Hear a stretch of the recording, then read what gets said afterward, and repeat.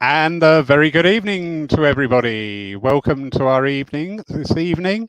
We are talking to two lovely ladies, Teresa and Rowena, from the Harry Edwards Healing Sanctuary. So the whole evening is dedicated to various forms of healing and just bringing together that knowledge and that joy and that upliftment. So, ladies, a very good evening to you.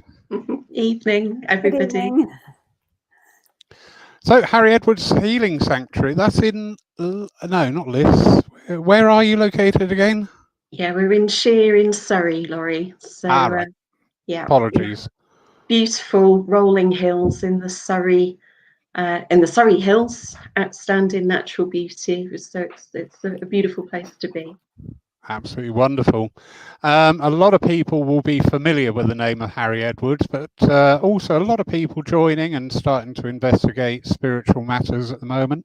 They may not be so familiar. So, could you just give a brief outline of the great man himself, please?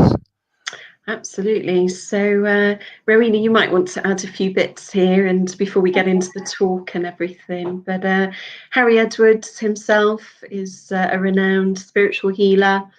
Has worked for many years and is well known in the community, written many books that are still very relevant today. And actually, when you reread his books, even though some were written 20, 30 years ago, maybe a bit longer in some cases, the lessons and the stories are still very pertinent and relevant for today.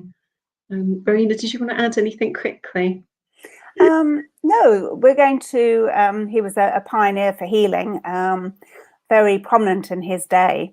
He went through both world wars, World War I and World War II.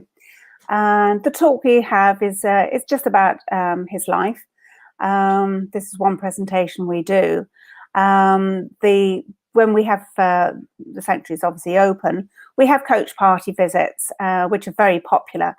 And so you get a guided tour around the house and you see Harry Edwards' rooms, his sanctuary, which he had built, which used to be the billiard room when he first moved in. And he decided that would be his sanctuary. So when he first moved into the house, that's what they did. They converted it into a little chapel. And towards the end of his life, because it was becoming very popular, they extended it. So now we can actually seat 100 people. Not actually at the moment social distancing, but you can actually seat 100 people. In fact, last year I was very fortunate. I had my wedding service there, so that was nice. And we did all cram in, so but that was good. But anyway, you get the feel of the place, but you really need to experience the sanctuary.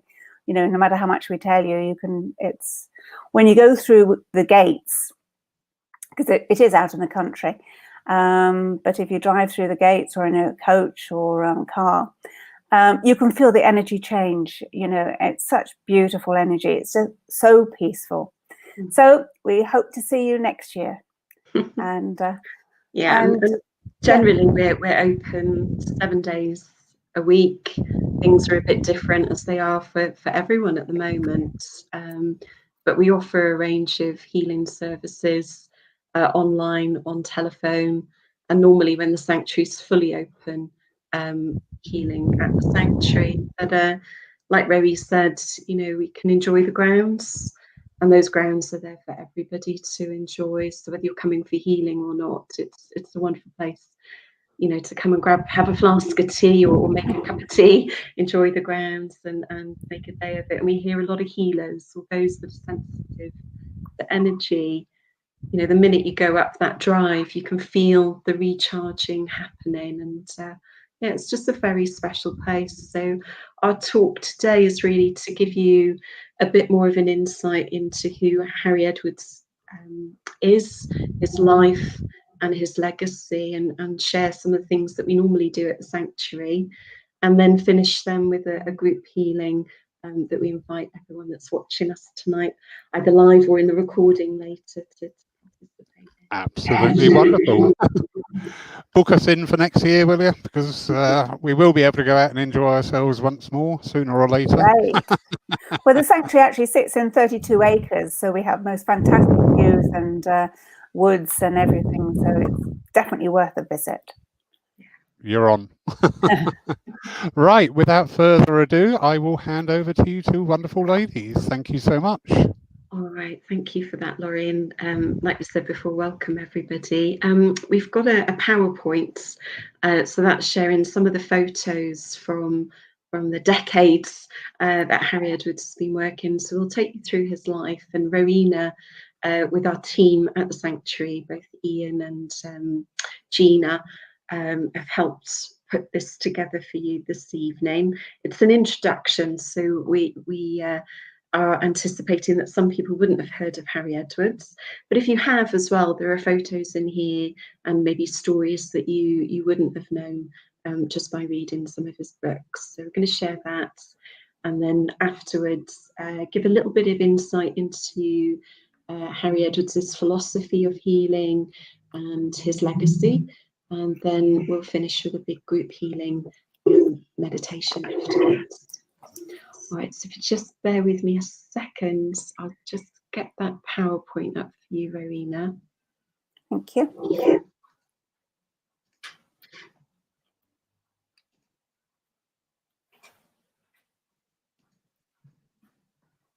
Can you see that all okay?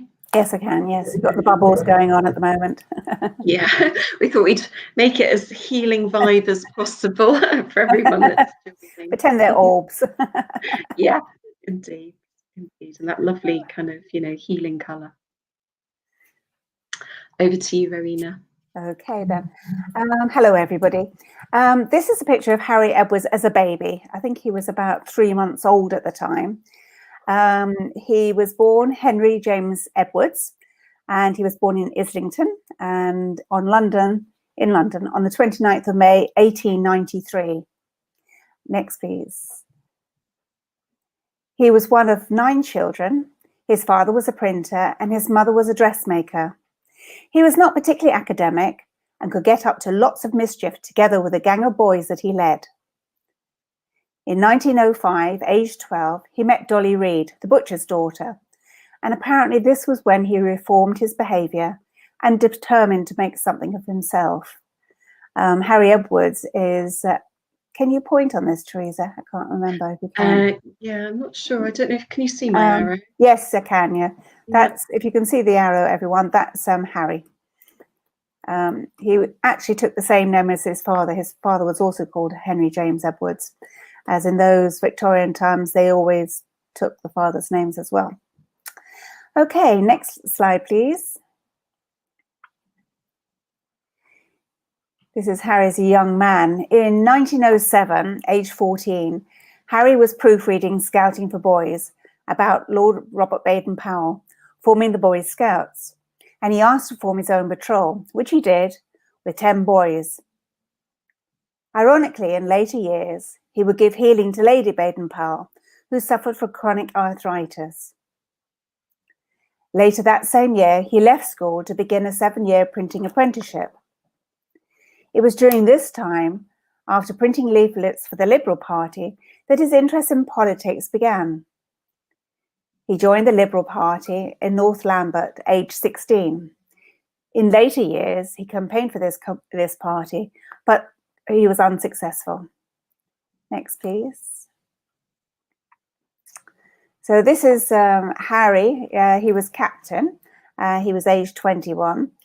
Although Harry had quickly realized that the printing trade was not for him and that he would need to learn a new trade, he did complete his apprenticeship in 1914.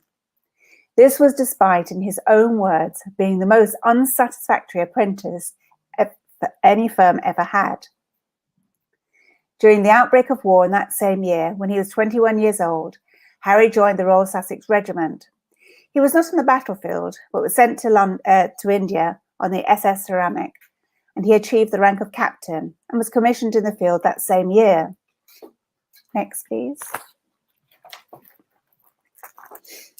It's another picture of Harry. Obviously, it's World War I uniform he's wearing. While in Baghdad, he helped build the railway track between Kirkuk and Baghdad. It was here that his reputation as a healer started. Although his men suffered many injuries, they seemed to heal quickly in Harry's presence. Locals would bring the very sick to him, and he had great success in healing them. This was despite having only very basic first aid equipment. The locals called him Hakim, which means healer. Even so, he seemed unaware of his amazing ability to heal and was more interested in being a politician. Next slide, please. So this is, in 1920, Harry returned to England, and the following year he married Phyllis White on the 17th of April, a friend of his sister Dorothy, with whom he had corresponded all the time during his, which he spent away from the army. The couple opened a stationery shop, which you can see here, and a printing works in Balham called Essential Services. It was here that local people came to ask for healing. Next slide, please, Teresa. And that's Harry in his printing office. Next slide, please. So Harry had 4 children, Felicity, Tony, Megan and Barbara. So Felicity was the top left, Tony, which was his son, top right, on the right. Then it was Megan and then Barbara. His daughter Felicity recalled how difficult it was financially, as the family had £2 a week to feed a family of 6. The family's situation improved, however, in 1935, when Harry found an astute business partner, Mr. Mushins, and 20 years of struggle came to an end. Next slide, please. Having support from his partner gave Harry the chance to launch himself into a political career. He wanted to help the poor and underprivileged. All his family were fully supportive and would help by putting the leaflets into envelopes and delivering them. It was a true family enterprise. Next slide, please. He stood as a Liberal candidate on several occasions, but without success. This did, however, provide him with invaluable experience in public speaking, which in itself was a great achievement, as he had to practice for hours to overcome a childhood stutter. Next slide, please. It was in 1936 that Harry became a spiritual healer, after he was told by mediums at a spiritual church meeting that he had healing powers. He was 41 years old. His early attempts at healing were so successful that his reputation quickly spread, and it wasn't long before his services were in demand. Harry did a lot of healing demonstrations, and this is one with a lady who had a goiter in her throat. He used to ask people to come up on stage, but it was more that people could actually see what ailment they had. After he did his healing on her neck, the goiter had disappeared, and there it is again. Harry also realized the power of distance healing after he sent healing energy to someone ill and they quickly recovered. Harry did an awful lot of distance healing, and we do distance healing today at this sanctuary. Next slide, please. This is the Home Guard. Harry was 47. So this was during the Second World War. Harry served in the Home Guard and continued to run his printing business alongside his now very busy healing practice. 40% of the patients were World War I veterans. He carried out healings in many strange places. One such place was during the Blitz. It was on Clapham Common when he was on duty as a private. The sergeant in charge told him about his eye disease. So amongst all the flashing and the gunfire, Harry placed his hands over the sergeant's eyes and carried out his healing. Harry found out later that during the sergeant's next hospital appointment, he was told that his eyes were almost cleared, and soon after they had completely healed. Now you can see a picture of Harry. He's on the bottom row. Teresa, you've got your little pointer. So he's in the middle on the left-hand side. Right, there he is, yeah. When we talk at the sanctuary, often we just have a bit of fun with everyone. It's like spot where is he and who is he? So And I think he's probably got a cigarette in his hand because he smoked an awful lot in those days. Right, next slide. Next slide, please. During the war, Harry's house in Balham was bombed, destroying all his research papers and letters. This didn't stop Harry, and he carried on healing, sometimes in the street. He also went out during blackouts to demonstrate healing, which took place in churches and town halls in London. His daughter Felicity would often accompany him. Harry then moved to a house in Ewell, where he used his front room as a healing sanctuary. He continued to receive many visitors. People came in their dozens, sitting on the stairs or wherever they could get to the man who could heal. Next slide, please. So this is Bursley. As the news of his wonderful healing spread, the number of visitors increased so much that Harry had to find new premises. Harry was known all over the world, and the Ewell house could not contain so many visitors. Next slide, please. In 1946, he moved his extended family, Team Harry, and his healing practice to Bursley, a beautiful country house near to the idyllic village of Shear. He bought the house with his sister Ivy for £8,000, which was £4,000 less than the asking price. This was still a vast amount of money in 1946, so a mortgage was also needed.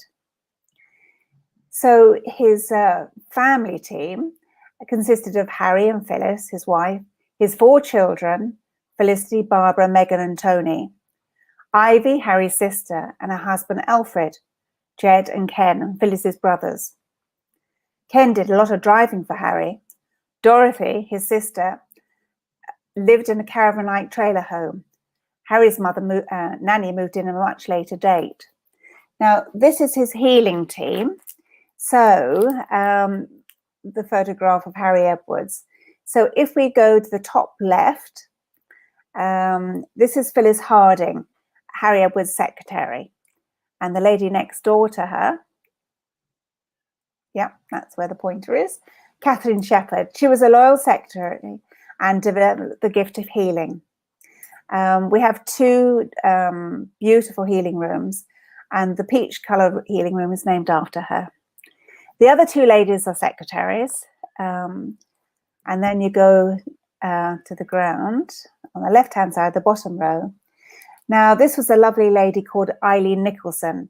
She was a healer, and she worked alongside Harry in the sanctuary as his assistant. But she did much more than that. She looked after patients, giving help and support when needed. She also made them cups of tea as well, whilst they were waiting in the conservatory. And the green healing room is named after her. Then we have George Burton, and he was a healer. He assisted Harry, and Olive Burton on the far right. Harry is obviously in the next door to Olive. The Burtons met Harry on the 13th of July, 1946 at Croydon Civic Hall. And after that, they had a few meetings, and Harry then invited them both to join him at the sanctuary. I just love this, where this picture's taken. If you haven't been to the sanctuary, this is overlooking what we call Cherry Tree Walk, which is when the blossom trees are out, it's just filled with blossom. But you can see kind of the skyline there, and that hasn't changed. It's one of the most beautiful views, I'd say, that I've ever seen. And you can just sit there, all weathers, although very often it is quite sunny, or and you can see the weathers coming in because it's such a broad vista. And in the back there, you've got Leaf Hill. Those of you that know Surrey, and Leaf Hill is a wonderful place to go and walk and have an adventure. But that's what you can see in the background. Right, so the next slide, please. So here we have a photograph of Ray Branch, which is on the left-hand side, and Joan Branch. These were healers that the Branch, then we have Harry Edwards, Then we've got Olive and George Burton. So that's who the photograph is of. And the Branches joined the team in 1962 after an introduction by the Burtons. Ray was a child of ACQE and lived with the Burtons. They worked alongside Harry until his passing, and then they retired in 2003. Next slide, please. So Harry converted the billiard room into the sanctuary, and it wasn't long before coachloads of people began visiting, all hoping to receive contact healing. Distance healing was just as popular, and they started to receive as many as, and you'll never believe this, 10,000 letters per week asking for healing. If you can imagine, and Harry would respond to all of them. Also in the main house, Burroughs-Lee, one of the rooms, which is now the dining room, was set up as an office, and they had secretaries in there tapping away at their typewriters. Harry would be reading all the letters and then pass them on, and they would type them out and send them off. But because there were so many letters, they would then contact all the local wives and people in the village, and they would then also answer all the letters as well and type them all up, because there were so many. We don't get, obviously today, we get more emails, but not that number. We have a lot of coach parties that visit Burroughs-Lee, and as I said before, and we love having them. We showed them all around. There's a side door. When you're looking at the picture of Harry Edwards, he's standing waving to them, and there's a little side door there, and that's where they all used to go through, all the visitors, waiting for their healing. On the right behind Harry, that's the chapel. That's the actual chapel. But on the left-hand side, there's a little conservatory, sunroom, and they'd all wait in there for their appointments until they were called in. We have lots of different people coming. We're very popular with Japanese groups that are touring England, spiritual churches from all over the countryside, WI groups, just to name a few groups that are coming. And you can book these tours through the events team. Do you want to say anything, Teresa? Okay, next slide, please. So the Archbishop's Commission Divine Healing, I don't know if you know about this, was set up in 1953 to investigate spiritual healing. This was because the church and the medical establishments had become aware of the increasing popularity of spiritual healing and publicly disapproved of it. This was despite many individuals, priests and doctors being healers and willing to accept the overwhelming evidence of the efficiency of spiritual healing. Harry himself came from a Church of England background, and he had been very skeptical of spiritual healing at first, until he saw the results that it achieved. This made him determined to prove its benefits to the commissioners, to the commission. Next slide, please. So Harry addressed the commission in 1954, providing it with documentary evidence of a number of successful healing cases.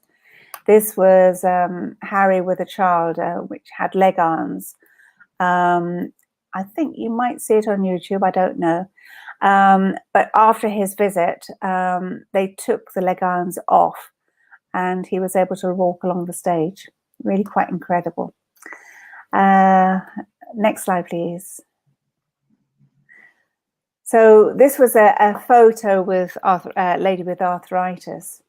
This is at another demonstration, I think. Although 70 cases were submitted, only 3 were investigated, and these were later dismissed. The eventual publication of the Commission's report brought the news that neither the church nor the medical profession would admit that any other agency could achieve successful healings. The mass of evidence contrary to this view was ignored by the report, which explained away many healings as being outside the scope of investigation. And even though Harry himself had appeared before the commission, he was never sent a copy of their final report. When Harry was doing healing in the sanctuary, or even at the demonstrations, he would often get the doctors and the clergy coming to him, bringing people with them that they were put up as hopeless cases, but they would bring them to Harry and for his help. And 9 times out of 10, he was able to help them. But the doctors didn't, they would say to Harry on the quiet, well, I fully support you. And but actually, amongst their own people, they wouldn't. Next slide, please, Teresa. To add to that as well, Rowena, because it kind of fits in with this particular piece. But we have doctors come and train at the sanctuary now and do their student healing course. And recently, but I think it's probably recently, I say it was last year when we could all mingle and everything. We had a doctor come, and he was from my local GP practice. And I noticed him because he was one of my doctors, and he said, "Oh, it's lovely to see you, but please don't tell anybody that I'm here." So we still have, even though we're very lucky in the UK to be able to practice very freely and have lots of places to practice healing and develop on all factors of our spirituality. I know we're very privileged, I think, in the UK to be able to do that. Bit more difficult in some other countries around the globe. We still have some of these challenges, so I think we've got a road to go yet before healing's just very freely available to everybody. Back to you, Rowena. Thank you.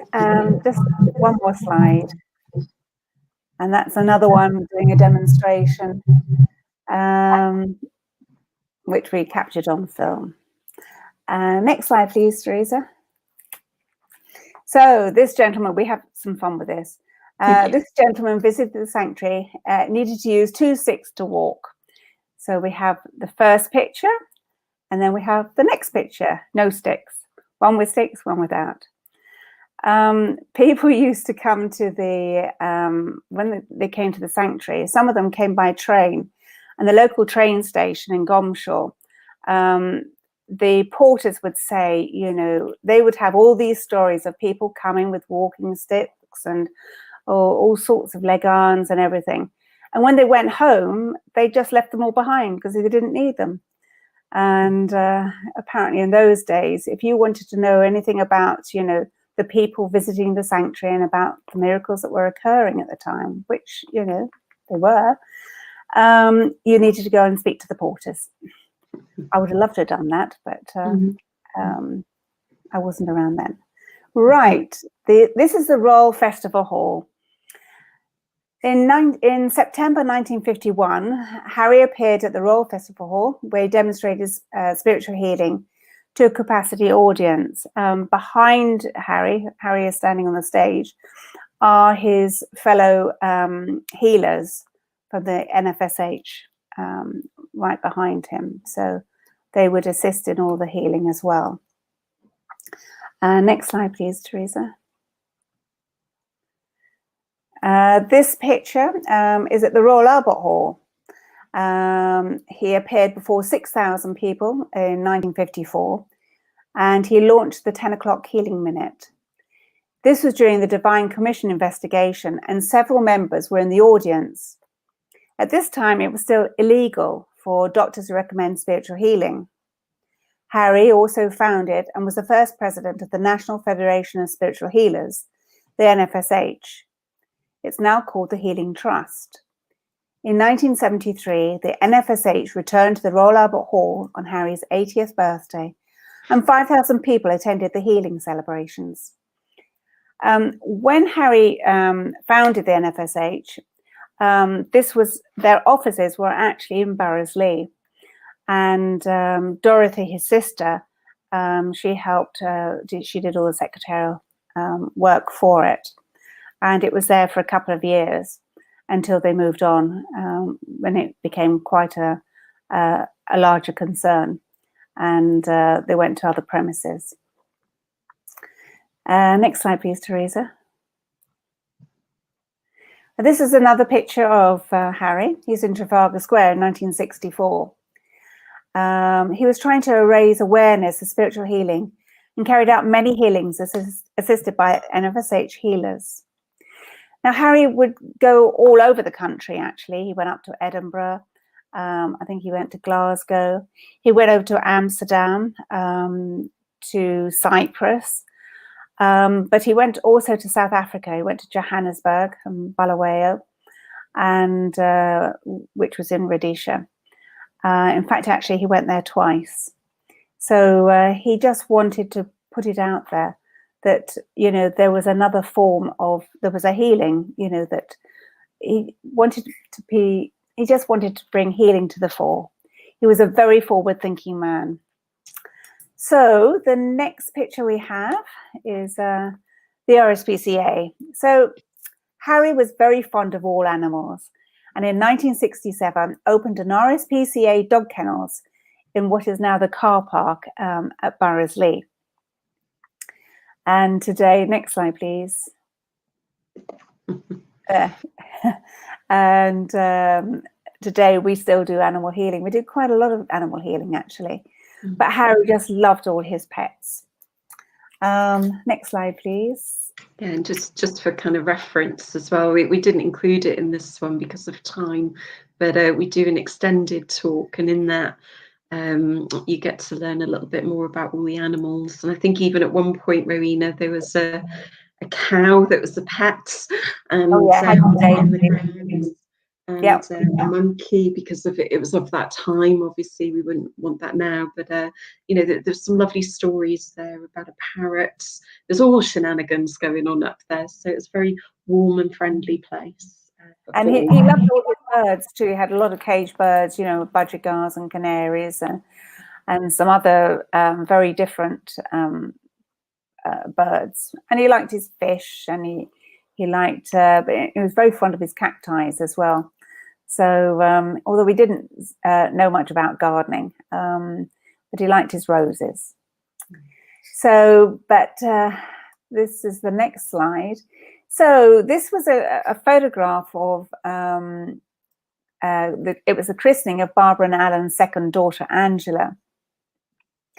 So despite his reputation as a brilliant healer who helped thousands of people, Harry was also a family man who loved his children and his pets. So in this picture, we have Harry obviously standing up at the back there. On the left, top left, is Megan. That was his younger daughter. And her two children, Sue and John, and Jill. And then we have, the next one was Felicity. Yeah, that's Felicity. Can't read my writing. I actually met Felicity in the summer. She's 97 now, and she has such a bright mind, even to these very days. She lives over in the Isle of Wight, and we did a day trip over there to see her. So she's got Mark on her lap and Stephen standing next door to her. And Stephen was also a healer. Next door to him was his auntie Barbara with baby Angela, who was being baptized, and Sheila, her other daughter. Next slide, please, Teresa.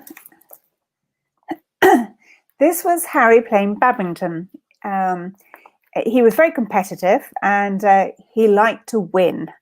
So this room in the sanctuary, we call it the Bluebells. It's the library room as well.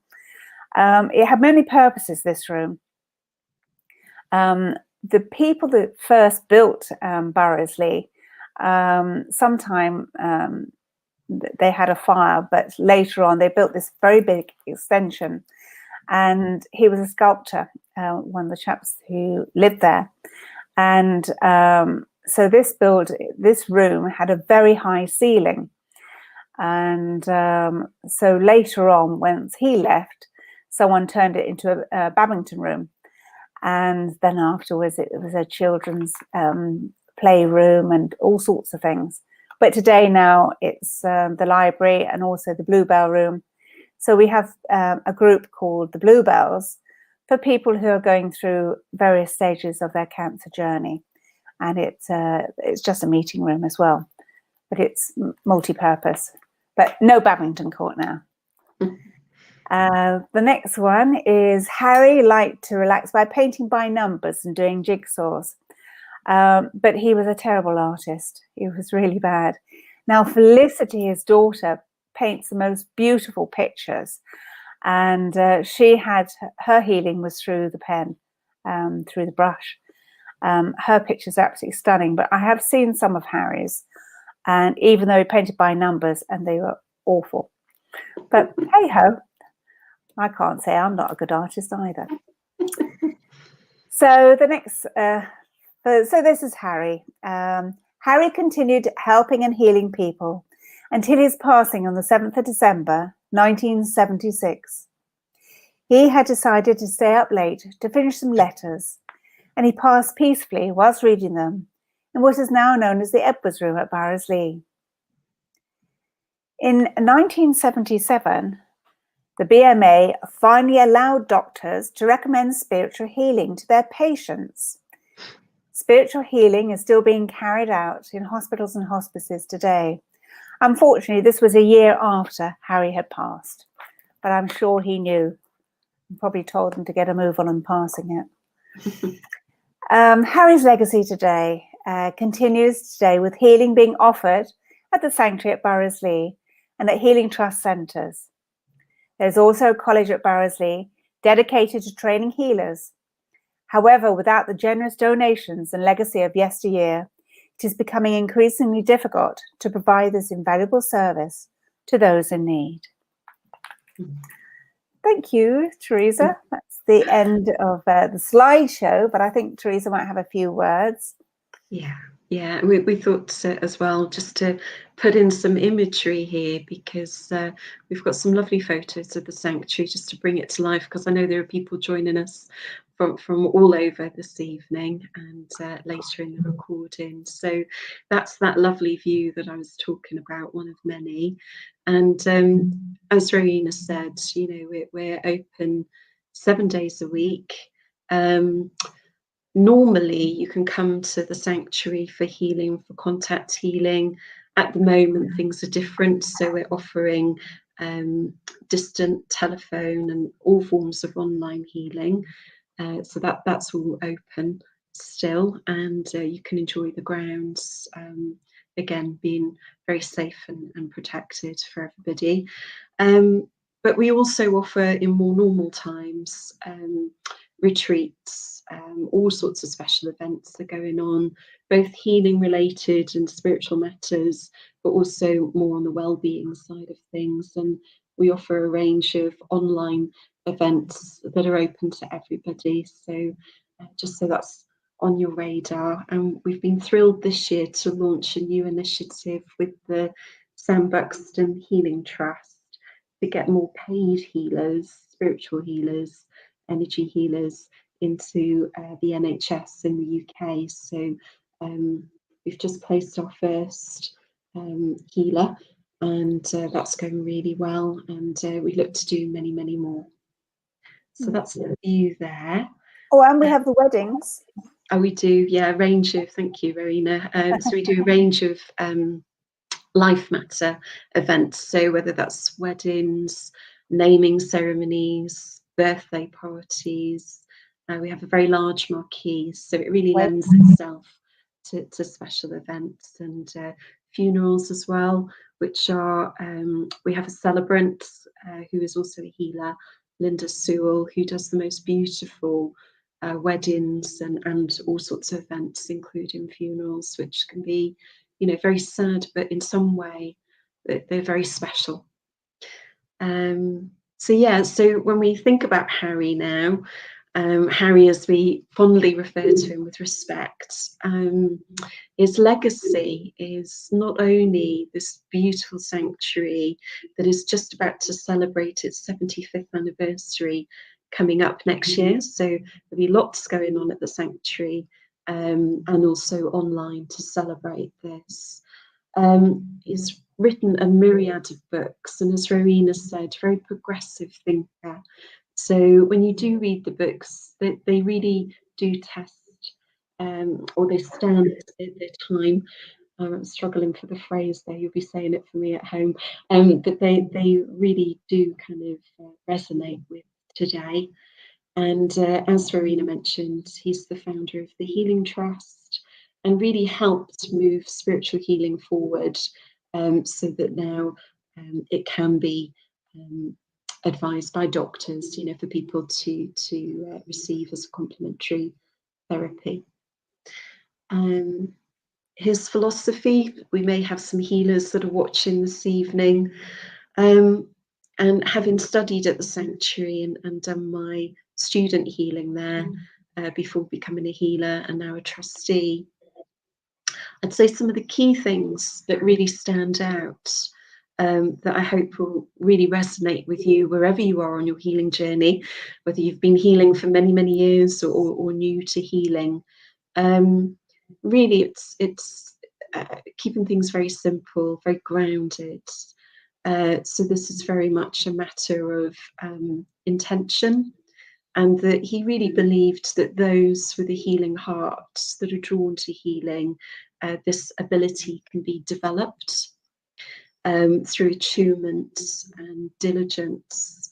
And he was a spiritualist, and therefore really believed in you know, the science behind this, and proving that this worked. So there's a scientific underpinning around all of this, as well as a deep, deep compassion.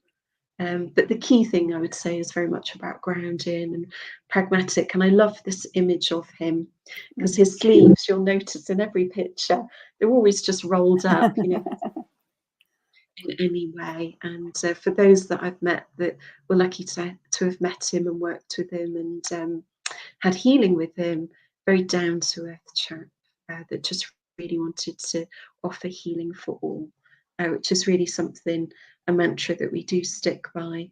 And you'll notice our logo up the top there. Wherever you are, we're here for you. And when things changed at the start of this year with COVID and all the challenges that we were facing as a society, pretty much overnight we converted all our services online to offer a range of events, online healing and connection for everybody. And we've continued that very successfully through the year.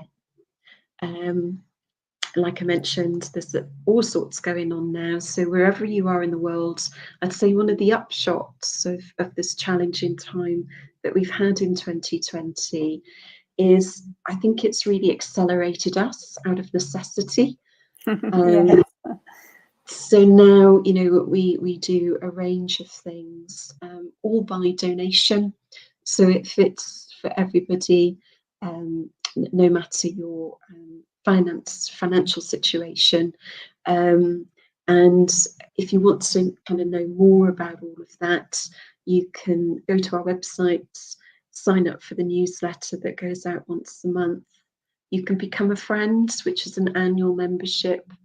There's a range of benefits there, but I'd say the number one big thing about becoming a friend, and I'm purchasing this membership this year for a number of my friends. It's a wonderful gift. You get a healer magazine every quarter, which shares some wonderful stories, both of the past and the present, and very inspirational. But really, that money goes to funding the sanctuary and all that we do. So it's a gift for supporting that side of things, which I quite like. We have a Facebook group. I know that not everybody's on Facebook, but the features in Facebook have enabled us to be able to offer things like the Healing Minute. That always happens now at 9:55 a.m. UK time, and that's for everybody to join online. One of the healers takes you through, I think the whole thing lasts for about 10 minutes, but the Healing Minute is around about 10 o'clock every day, and we invite everyone to bring healing and give healing on all our healing lists and to the globe. So that's a short way about how to keep in touch. And a little bit there, as I mentioned, we joined the Sunflower, Sam Buxton Sunflower Healing Trust to get more paid healers into the NHS.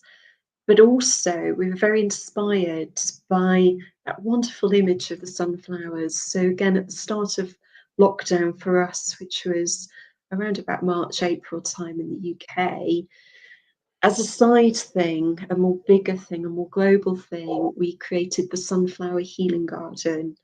And this is a virtual concept. It's a group on Facebook and Instagram, but many people that aren't online have joined the Sunflower Healing Garden. And the simple idea was to grow or show sunflowers as a symbol of joy and hope and healing for all. And we're now up to nearly 1,000 members. That happened very quickly. And also we're growing sunflowers in our gardens. At the sanctuary, there's a growing sunflower. Windowsills. Yeah, they were everywhere. And we're hoping to develop this throughout the years now, so that we can share sunflowers and all sorts. So lovely photos were created, and an artist was so inspired by the Sunflower Healing Garden concept. She very kindly created this image for us. It's very inspired, and the more you look at it, the more you see.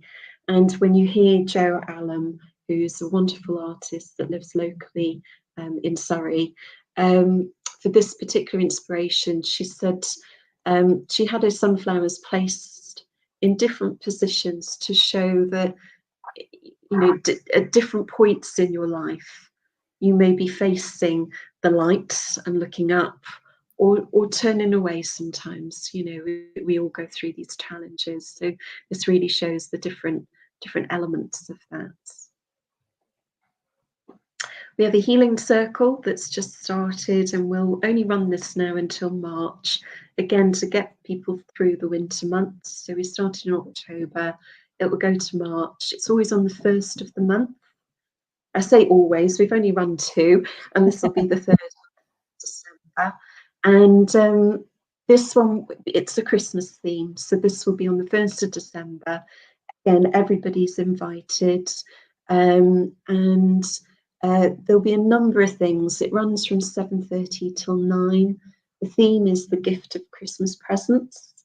And we're saying to people, if you'd like to, either come dressed as you are, or if you want to go really to town and bring the festive spirit, you know, jumpers, tinsel, baubles, antlers, whatever you want.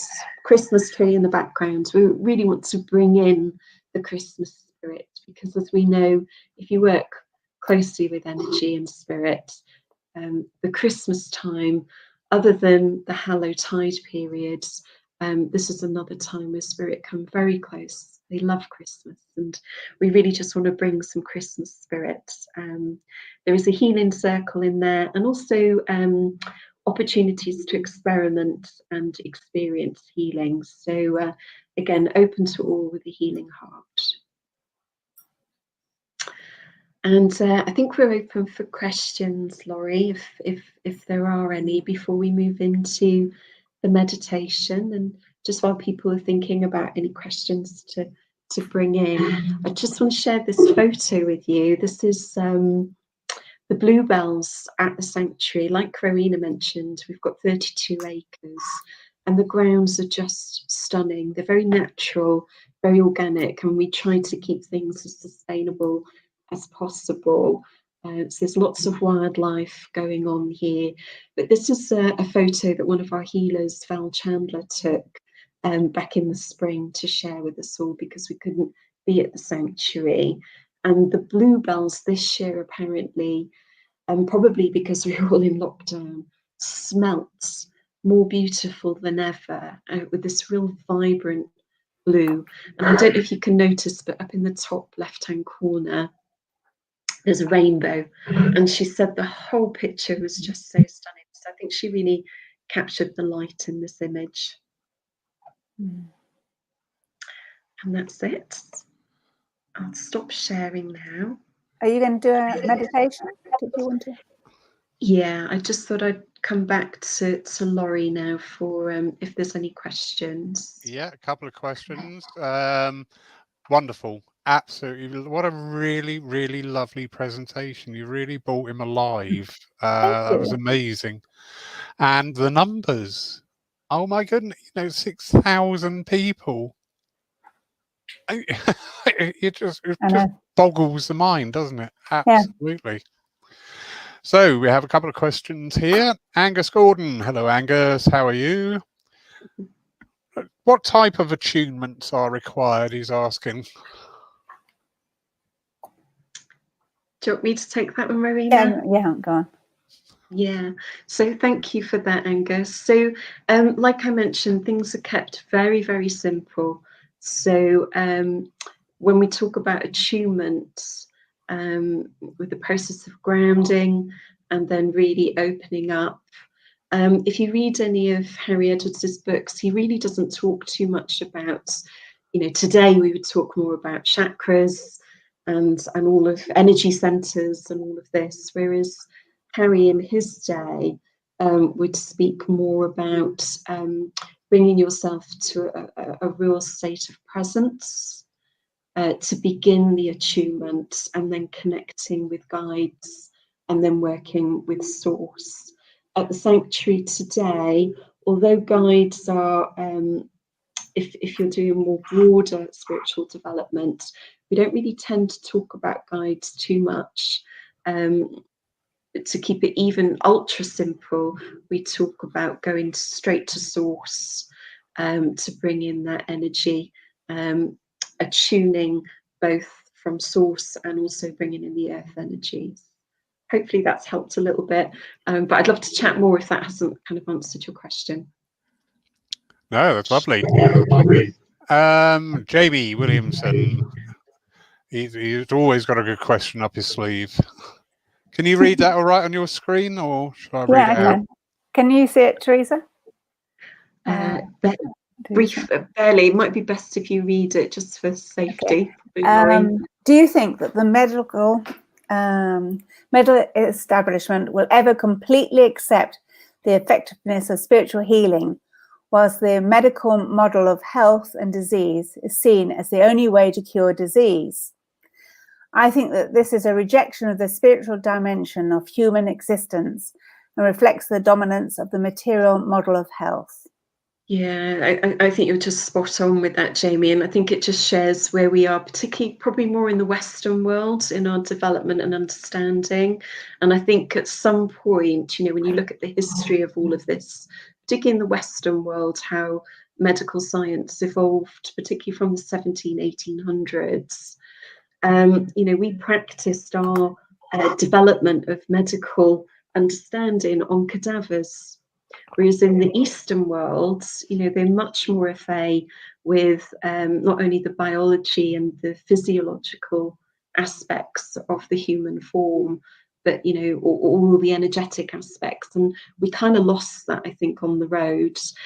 We have some wonderful speakers over the years, and at the sanctuary we have a number of fairs go on through different seasons, and always at the summer fair we have a range of speakers come in.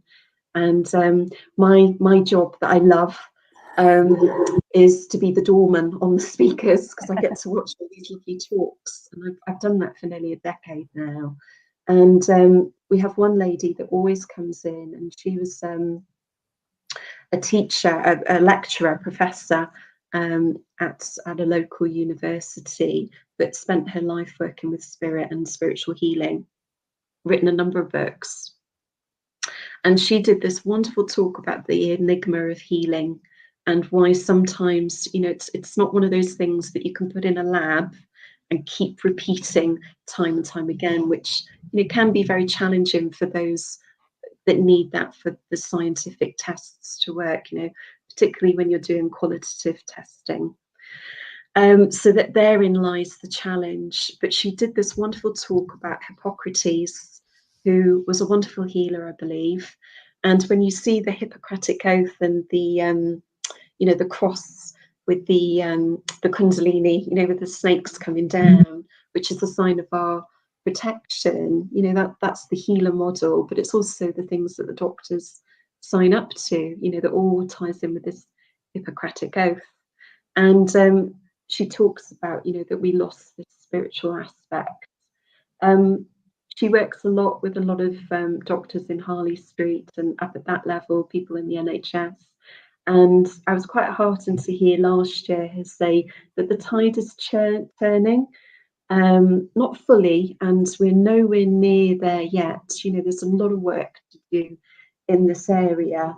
Angie Buxton King, who's the chair and founder of the Sunflower Healing Trust, she works a lot with the NHS and does a lot of talks in that area. And it's one of those things, I think we've just got to go in and do it, because we can talk until we're blue in the face, but unless you've experienced healing, and by healing I mean spiritual healing, but also including Reiki healing into that, all the energy healing therapies, they're all coming in on a similar vein, albeit, you know, with different modalities and different philosophies somewhat. They do have something to offer, and what we're noticing and what we're hearing is that once healers have worked in the hospitals, worked with the medical staff, there's some lovely talks if you want to look at that, both on our YouTube channel, but also on the Sam Buxton Healing Trust, talking about this.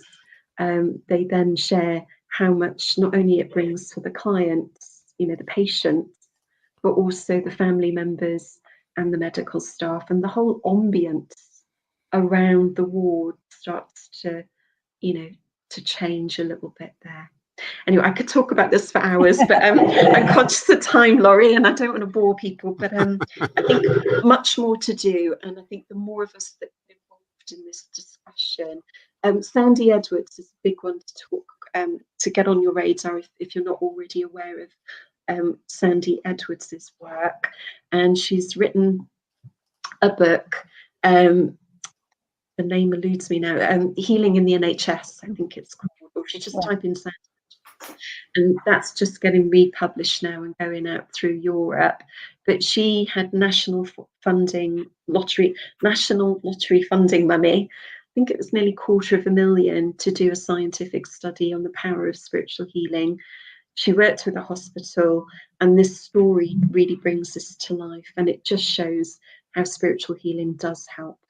And maybe Laurie, she'd be a lovely one for you to bring in for the community to talk to, if you haven't yet. And she only lives in, she's local, so she's in Dorset, I think, Sandy, and I'm sure she'd be delighted to well, she comes from Dorset, she's all right by me.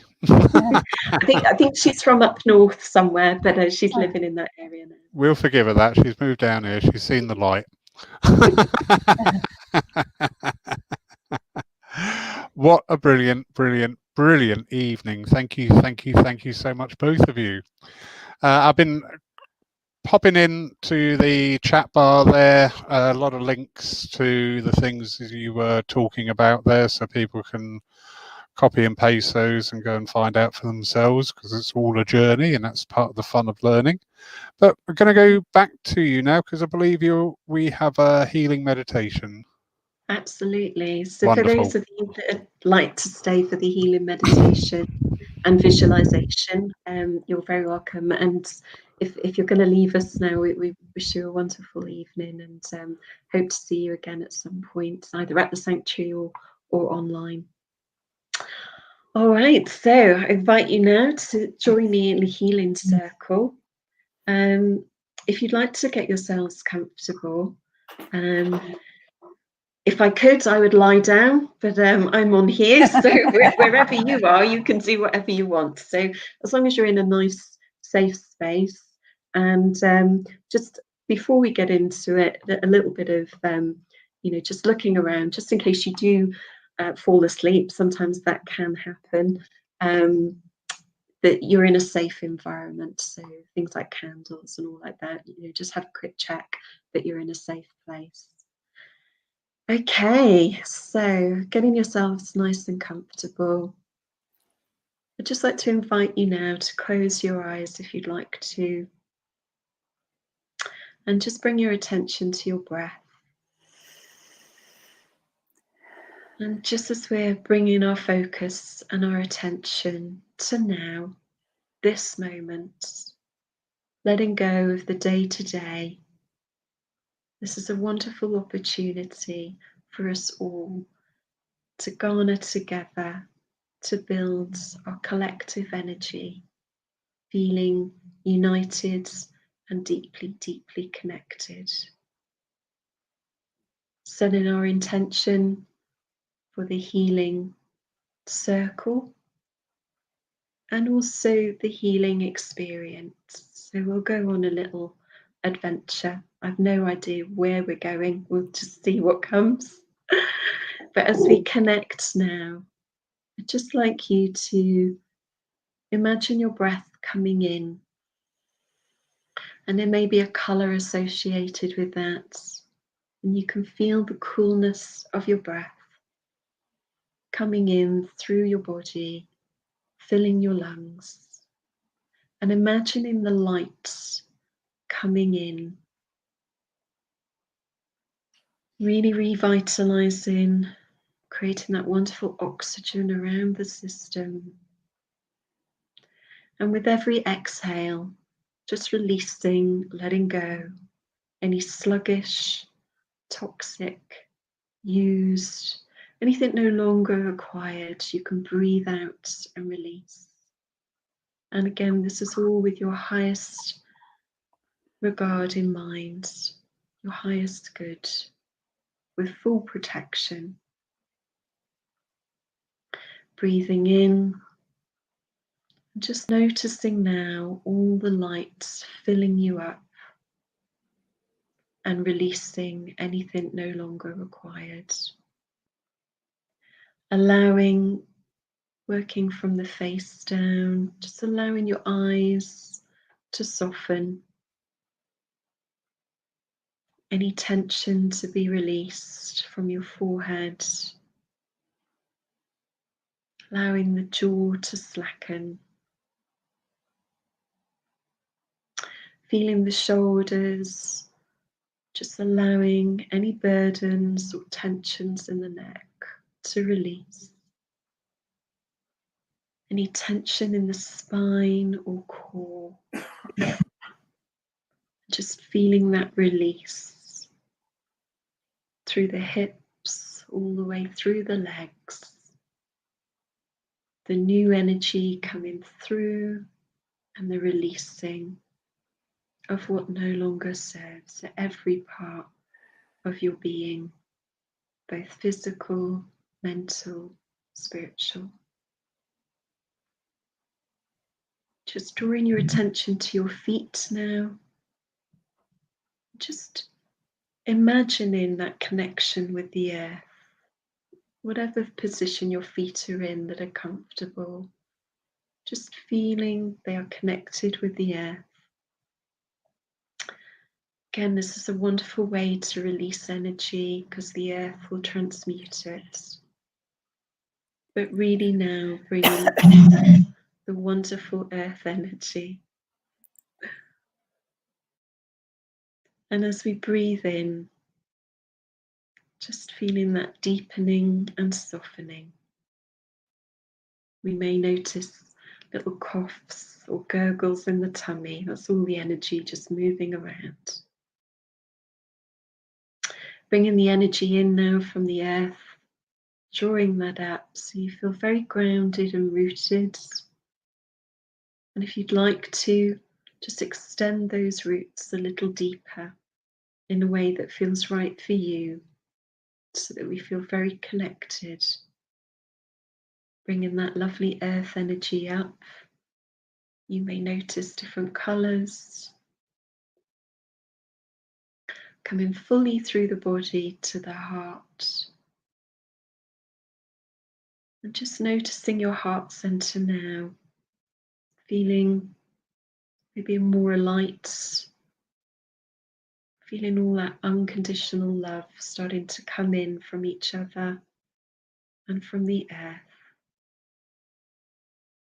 Opening up now all our energy centers in the way that's right for you. Opening them now fully and connecting with the source, with your light, using whatever language is right for you to connect with your source. Imagining that wonderful light coming in now fully, radiating through you and really supporting and allowing anything that no longer serves to be released and to be replaced with revitalized, refreshed, vital energy and love. Sometimes the world can be very challenging, and even if we're the most wonderful healer, we can all have moments that are our ups and downs, and we can sometimes forget to really connect, take time and be kind for ourselves. So I'd just like to invite for a moment, now that you are fully connected with the light, just take a moment with your hand to your heart, or imagine in your heart, just say how much love you love yourself unconditionally, warts and all. None of us are perfect. We are perfectly imperfect, but we are born perfect just as we are. So I just want you to really feel that unconditional love and connection and joy of spirit. A lot of love and laughter when we connect. And as that's running and we allow that to continue, I'd like to invite you on a journey. Imagining we're in the grounds of the sanctuary. Beautiful, beautiful surroundings. We're all walking there together.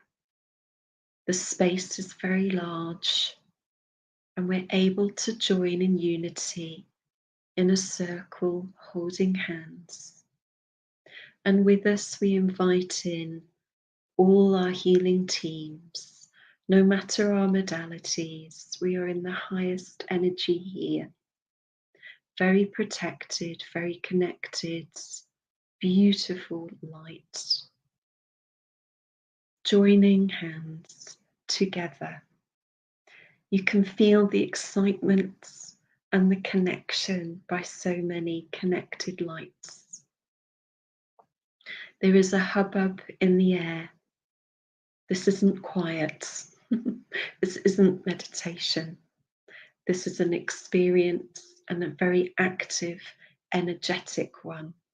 You can feel the energy in your body singing and radiating, and almost there's a slight lift in our step because we are full light. And as we are connecting with light and really feeling that fully now, any expanse of light, any excess, because this is abundant, we are radiating through our heart into the center of the circle, building a vortex, a tower of light. This is very active, very energetic. At no point are you depleted of energy. That's important. You are filled first and you radiate out, almost like light bulbs or torches of light. Imagining us now all radiating that light into the center of the circle. I know a few of you are already ahead of me. The light is building bigger and bigger. It is now beyond our circle, but we are holding fast, holding strong. The light now, there is a real force, is moving beyond the circle, beyond where we are physically, beyond the village and town, the county, the country. And now the light is encircling around the globe fully. The globe is filled with light so that all may benefit for their highest good, including the animal kingdom, all plants, trees, the climate, all living beings, all energetics now are just filled and touched. And because of this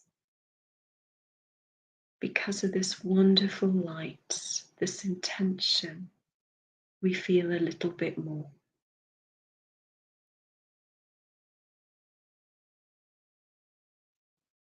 And I'll just be quiet now for a moment, just for you to enjoy this and to really sit in the power of healing.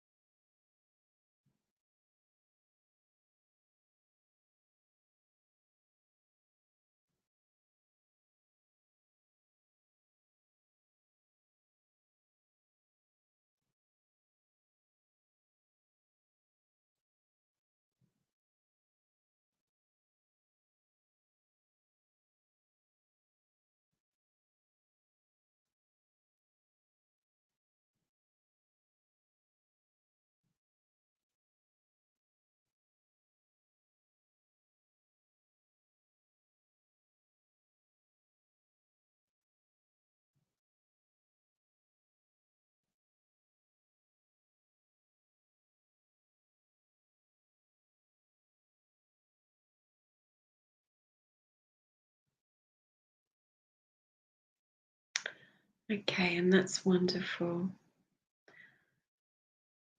So starting to bring our focus back into the circle. Just take a moment to look around now. You notice your healing team and that of others. And there's a real recognition and excitement. Christmas is coming. This is a time, I'm feeling quite emotional now. This is a time for us to connect with joy and love, to bring in that Christmas spirit. And so taking a look around, one of recognition, acknowledgement of old friends, past, present, and some new friends from this evening. I just invite you now to start to bring ourselves back into the room, knowing that what we've achieved this evening is special in many ways. In some ways, we'll never know how much. Making sure that you feel very grounded and connected, moving in your body a little bit and just gently folding all those energy centers so that you're coming back fully into the room. Take a drink and just make sure you're fully grounded before you start to move about too much. And hopefully you enjoyed that, and it fitted okay with everything, Laurie. That was lovely. Thank you, thank you, thank you so much. Lovely comments. We're a wonderful congregation. We've been listening to you tonight. We've got Norway, Denmark, Germany, USA, and all across the UK. So your words have really travelled out. Oh, not forgetting Tenerife. Oh. Probably Julie. How many people were looking? How many We people went up were to with about us, Laurie? 35, but that's not an Okay. accurate count. We won't really know until we see the Facebook figures later on. But I know the reach was very good, because we're also out on there were people watching on the YouTube channel, which is lovely. And also people will watch on catch up as well. But yeah, what a really, really interesting evening. Thank you so much, both Thank of you. you for inviting us. It's been Thank very you, yes. special. I'm glad we finally got through. Very much. Yeah. And hopefully it's just teed everyone up now for a fabulous weekend, and lovely that so many have joined us from all over, you know, the globe. I mean, it's just great, isn't it? The technology now, it just helps us connect in so many wonderful ways. Yeah. We didn't want to be here, but we are, and we're sort of making the most of it where we can. So yeah, thank you. Absolutely wonderful, wonderful evening. And I don't have to do my online meditation tomorrow morning. You've all had it tonight, so there you go. You have a bit of a lie in now, hopefully. Yes. Oh, it was nice to go away with it, because normally I'm sort of like busy watching what's going on and everything. Well, everybody else is away. I'm thinking, all right, what are we doing? There we are. Yeah. And it's always lovely, because you never quite know where they're going to take you with these, you know, with the inspired guided healing. Until you get into it, you just don't know where you're going to go. But the one now that we're going to do on the 1st of December, which is the Christmas theme, there'll be a group healing there, but that one will go on a Christmas adventure. But again, can't tell you what it'll be, because I don't know myself until we get in there. But I'm sure there'll be a Christmas tree in there somewhere. Yeah, I'm exactly the same in my meditations. I get the music and I just open my mouth and think, well, okay, what's going to happen here now? So thank you, Rowena. Thank you, Teresa. Okay, Absolutely thank you, Laurie. beautiful. Lovely, That was lovely. lovely. Have a lovely weekend. And yourselves? Keep in touch. Yeah. Yes, definitely. See you next year up at Barrowsley. Yeah. With me picnic. Good night, Before we go, just a quick rundown of what's coming up. Tomorrow morning, 9 o'clock, we have meditation. Tomorrow evening at 7 o'clock, we have a talk from Barry Potter discussing his mediumship journey. Sunday afternoon, 3 o'clock, we have our divine service on Zoom. And this week we have Jeanette and Tina. You won't be happy about that. Tim Abbott. Jeanette and Tim Abbott will be taking our divine service at 3 o'clock on Sunday. Monday night, again, we have our meditation time. And then on Wednesday, the 2nd, we can open the church again. Yay! We're going to have real life people back in. Yay! I've got to wear shoes again. Boo. So Wednesday afternoon, 3 o'clock, the church will be open down here in Poole. Doors will open at 2:45. We will be streaming our services again live online on our Facebook page once more, so people can join in. Our online congregation's grown immensely on that. I was blown away by the numbers. And this Wednesday, our medium is the wonderful Heather Conclaves. So, on behalf of everybody here at the church, Teresa, Rowena, thank you. Greatly indebted to you for such a wonderful evening. Thank you. Take care. Good night. Good night, everyone. Good night.